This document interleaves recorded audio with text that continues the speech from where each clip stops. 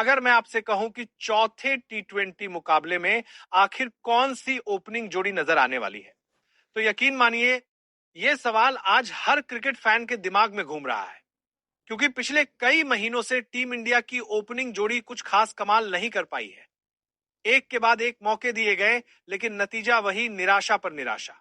जी हां दोस्तों, 13 टी20 मुकाबले हो गए और अभी तक एक स्थिर ओपनिंग जोड़ी नहीं मिल पाई। कोई जोड़ी 2 मैच तक चलती है, तीसरे में ढह जाती है। कोई नया कॉम्बिनेशन बनता है तो पुरानी गलती फिर दोहराई जाती है। और इस बार तो मानो गौतम गंभीर के फैसलों ने सबको हैरान कर दिया है। अब देखिए, गंभीर को हर कोई एक सख्त और सीधा कोच मानता है, लेकिन लगता है कि भाई साहब कुछ ज्यादा ही एक्सपेरिमेंट करने में लगे हैं।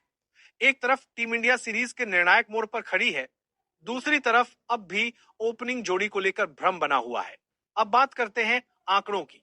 शुभमन गिल की परफॉर्मेंस को देखिए, कितनी उम्मीदें थी इस खिलाड़ी से, लेकिन हालिया आंकड़े देखेंगे तो सिर पकड़ लेंगे। पिछले 12 मुकाबलों में 7 बार ऐसा हुआ है जब उन्होंने 20 रन से भी कम स्कोर किया है। कभी 5 रन, कभी 12 रन, कभी 10 रन। हाफ सेंचुरी की बात तो छोड़िए, 40 पार करने वाली पारी भी उंगलियों पर गिनी जा सकती है। और फिर कहते हैं कि टीम इंडिया के ओपनर फॉर्म में है। भाई फॉर्म कहां है? अगर लगातार इतने मैचों में एक ढंग की इनिंग नहीं आई, तो इसका मतलब साफ है, या तो पोजीशन गलत है या प्लेयर थक चुका है। लेकिन गंभीर बाबू का मानना कुछ और है। वो कहते हैं कि गिल और उनकी जोड़ी का तालमेल अच्छा है। अरे भैया, तालमेल तो तब अच्छा लगे जब रन बने। दोस्ती और कोऑर्डिनेशन से मैच नहीं जीते जाते, रन बनते हैं तब सीरीज जीतती है। आप देख लीजिए, भारत और ऑस्ट्रेलिया के बीच सीरीज अभी बराबरी पर है। एक ऑस्ट्रेलिया जीती, एक भारत जीता, और एक मुकाबला बारिश में धुल गया। अब बचे हैं 2 मैच, आज गोल्ड कोस्ट में और 8 नवंबर को ब्रिस्बेन में। और ये दोनों मुकाबले तय करेंगे कि सीरीज किसके नाम जाएगी। अब सोचिए, ऐसे वक्त में अगर ओपनिंग जोड़ी फिर से फ्लॉप रही तो पूरा मिडिल ऑर्डर दबाव में आ जाएगा।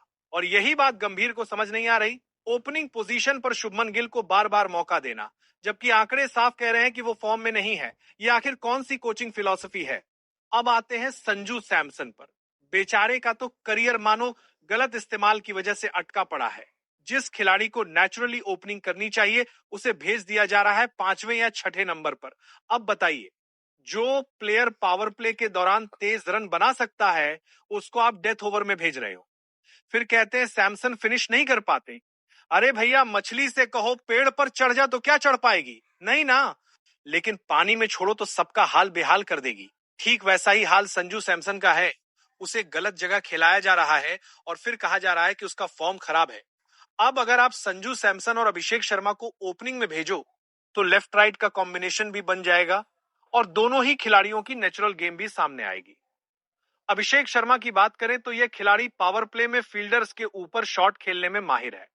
वहीं संजू सैमसन का अप्रोच थोड़ा टेक्निकल है, पर जब लय में आते हैं तो बॉलरों की बैंड बजा देते हैं। इन दोनों की जोड़ी अगर सेट हो जाए तो यकीन मानिए, टीम इंडिया के ओपनिंग संकट का हमेशा के लिए समाधान मिल सकता है। लेकिन यहां पर फिर वही कहानी, कोच का जिद्दी रवैया। गंभीर को लगता है कि गिल को और मौके मिलना चाहिए। अब भाई साहब, मौके तो हर किसी को मिलने चाहिए, लेकिन किसी एक खिलाड़ी की जिद पर बाकी खिलाड़ियों का करियर क्यों बिगाड़ा जाए? टीम इंडिया में टैलेंट की कमी नहीं है, लेकिन मौका देने की नीति गड़बड़ है। देखिए, टी20 क्रिकेट में वक्त नहीं होता सेट होने का। यहां या तो रन बनाओ या फिर बाहर बैठो। लेकिन हमारे यहां चयन नीति कुछ और है। गिल की जगह कोई नया खिलाड़ी अच्छा खेल जाए तो भी उसे अगले मैच में मौका नहीं मिलता। और अगर वही पुराना नाम बार बार असफल होता रहे तो भी उसे हटाया नहीं जाता। यही वजह है कि टीम का बैलेंस बिगड़ रहा है।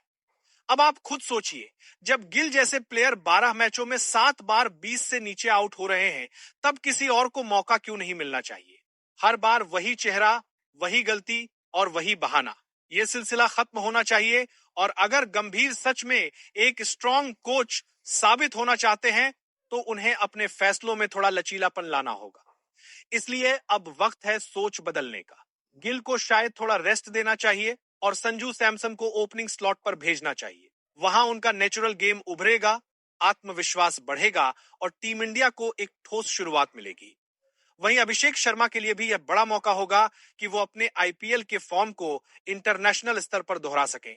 अब सवाल यही है क्या गंभीर साहब अपनी जिद छोड़कर टीम के हित में सोचेंगे या फिर वही पुरानी गलती दोहराई जाएगी? क्योंकि अगर चौथा मैच हार गए तो सीरीज भी हाथ से निकल जाएगी और तब कोई बहाना काम नहीं आएगा। तो हमारी राय साफ है, चौथे टी20 में भारत को ओपनिंग जोड़ी के रूप में अभिषेक शर्मा और संजू सैमसन को उतारना चाहिए। लेफ्ट राइट बैलेंस भी रहेगा, दोनों का स्ट्राइक रेट भी बेहतर है और सबसे जरूरी बात, दोनों भूखे हैं रन बनाने के लिए और जब खिलाड़ी भूख से खेले तो जीत पक्की होती है।